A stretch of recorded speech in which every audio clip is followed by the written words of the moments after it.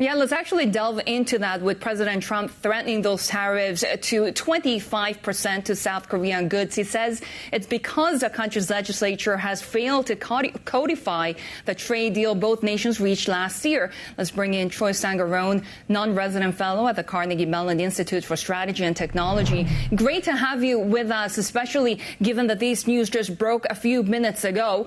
Given that President Trump has only not threatened South Korea, but also European countries, also Canada. I mean, does it make you feel that a trade truce with the United States is not necessarily a long-term deal and that this could be a one-off that could also pass?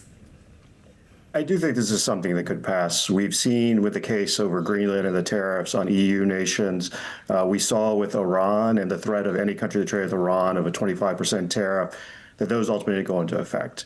I think what we're seeing here is President Trump would like to see the agreement with Korea move more quickly than it has, though we're only about 3 months since it was finalized, so it's perhaps understandable that we haven't gone further than we have so far. But I think this is something that will likely pass. The Korean Prime Minister was in Washington recently. He spoke with Vice President Vance about where things were, so things should be on a solid footing.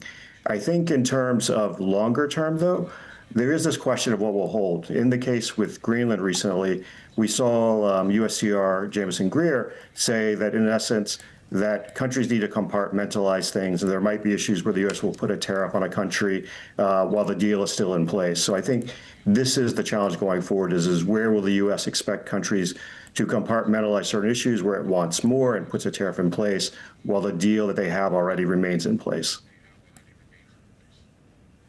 We're hearing that the South Korean government didn't necessarily receive any official notice on these tariffs from the Trump administration.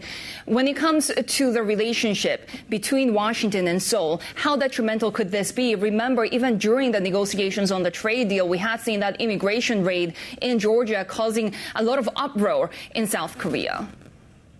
Yeah, this is a relationship that I think we've seen some ups and downs with. You've had the downsides with the raid in Georgia. You have this potentially now. But there are upsides. The United States has referred to Korea as a model ally, one that it wants others to emulate. It's been happy with South Korean spending on defense. We've seen a significant development with the U.S. allowing South Korea to develop nuclear subs. So I think there has been some back and forth in this relationship, but this was something that would be a serious issue in South Korea. If these tariffs go back up to 25%, that then starts impacting businesses and puts Korea at a disadvantage to Japan and the European Union. So this is an important issue, but I do think this is one that we can resolve.